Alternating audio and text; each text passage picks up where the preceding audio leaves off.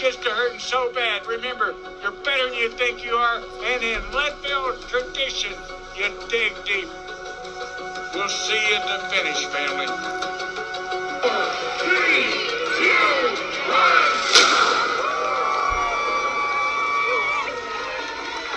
Hi guys, Jace here, and welcome to vlog 4 of the Road to Leadville Mountain Bike 100. Today, what we're going to do is go through my training pretty briefly, look at my results, and then the feature item today is pacing. How we're going to pace, how I'm going to pace. Hopefully you'll find it useful. Let's get right into it. Now let's start off where we left off on Tuesday the 12th of March. Let's have a look at my Training Peaks calendar. So as you can see, the first week was pretty easy actually. I'd done a strength session, a couple of strength sessions, and on my strength sessions, I've managed to buy a new bar, and I find the trap bar, it's open at the front, it allows me to do more weight. I haven't got a squat bar, and also lets me to do lunges at the front, which is pretty good. So it's easy to load as well. So it's a really good bar. I've also been doing some indoor training, as you can see, quite a few in the indoor training. Normally during the week, I'll use the indoor trainer, and then at weekends, I will, as you can see, do slightly longer rides. In this instance, it was an interval training, some VO2s on the Sunday. On my training, first time ever, I've averaged over 50 hours in March, so that was pretty awesome for me anyway. And week 2, strength sessions again, got some zone 2 mixed in with some zone 4, some VO2 on the trainer again. And I was supposed to do a race, but it was called off because of bad weather, so I did an indoor session instead in the trainer and a longer one outside. Week 3, same theme, strength sessions, zone 2s, some mixes, a little bit of VO2 in the middle of the week there, and longer rides on the weekend. A 5-hour one there and a 2-hour 45 on the Sunday with a strength session afterwards. Now the final week here was quite interesting because I had a race at the end of the week. So it was slightly easier beforehand and slightly less riding throughout the week. But both days of the race, my intensity factor was 90%, and I actually felt like I was racing for the first time. So that gave me awesome confidence. There was only 40 people in the 2-day stage race. It was a 4-day stage race, but I couldn't get all of the time off.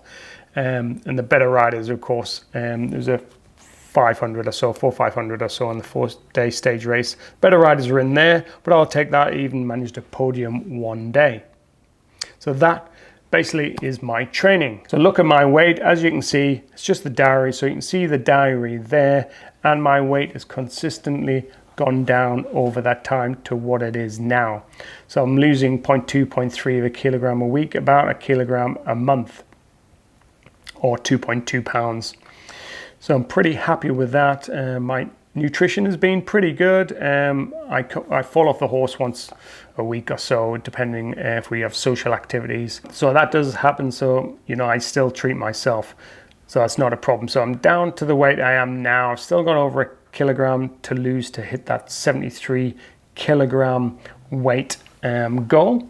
It may not happen. I think from now on in, it'll fluctuate. My body's probably going to have a set point. I'm going to do something a little bit more drastic to get it down to there. But I think I can just sneak into that 73 kg, and I've still got a few months to go after all. So it's just keeping it going and maintaining that consistency. Sleep time. Let's have a look at the sleep. Now, as you can see there, I've basically well over 8 hours sleep a night in the last month or so. Been in bed for over 9 hours. Go to bed about 9:30 every night and up at around about 6:15. So I'm pretty consistent. I find I do well if my deep sleep is over an hour and my REM sleep is an hour and a half. Now, this doesn't happen all of the time. I'm not getting stressed about it, however, because I seem to be doing pretty well still. I'm trying some magnesium at the moment. Hopefully that will work. But yeah, happy, consistent, and I'll keep going. So yeah, happy, consistent, and I will keep going exactly the same way. Now let's have a look at the scores. I'll put up my previous scores here. First of all, so I started in January, 78, maybe 78.5 kilos actually, but I didn't want to admit it. FTP of 229, pretty low. So I was just dipped under the 3 watts a kilo margin. And my weight's been consistently going down, as we've just seen. My FTP's been consistently going up. And I think, and it's the AI FTP from Training Road. So I think I got a good hit from the race last week. And so the results come in. I'm now 74.5 kilos. My FTP has gone up 5 watts, so 243, and I'm at 3.26 watts a kilo. So I'm really happy with that. It's probably close to the best it's been, and it felt really good on the races, as I said last week. So I'm happy with that, and I've got another race in about a month's time. Oh, by the way, if you want to watch that 2-stage race, please subscribe and give me a thumbs up, or look on the notifications, because I'll put that up in the next week or so. Alrighty, Vogue 4 feature, pacing. Now, what have I done to pace? So I've looked at my FTP, my watts a kilo, worked it out. There is charts going around, and there's one just here to say under 4 watts a kilo, you've got the potential to do under 9 minutes. And it goes 3.5 watts a kilo, 3 watts a kilo. So of course I'm going to be just under the 3.5 watts a kilo. I think this is reasonably accurate, give or take. It's a good guideline. So taking it from there, I think at a kind of conservative estimate, 10:45, half an hour. I may do 10:30, 15 minutes either way. So that is what I'm aiming at. So 10:45. What I did from then is look at all the results the last year, 2 years, and so on. And everyone that finished around about that time, within 10 minutes or so, looked at their pacing, see what time they hit the various points, took out all the outliers and looked at averages. And that's how I got this pacing. So let's have a look then. As you can see there on the left is the chart of the place I'm going to hit, the time I'm planning to do it in, and bearing in mind this is, give or take 5-10 minutes, and it may be different on the start. I'm gonna go from the white or brown corral anyway, so I may get held up St. Kevin's, but hopefully it'll equal itself out anyway. And then on the elevation chart just below, I put A, B, C, D for all of those points. So you can have a look at that. The main points for me would really be probably Twin Lakes, the first of all, outward bound, so 3 hours 20. Now, top of Columbine, 5 hours 40. Return at Twin Lakes, 6 hours 20. And then Pipeline 8, 7:30. Carter Summit, I'll have done most of the hard work. So 9 hours 40, then I know I'll be on the downward run. So anyway, that's how I've paced it.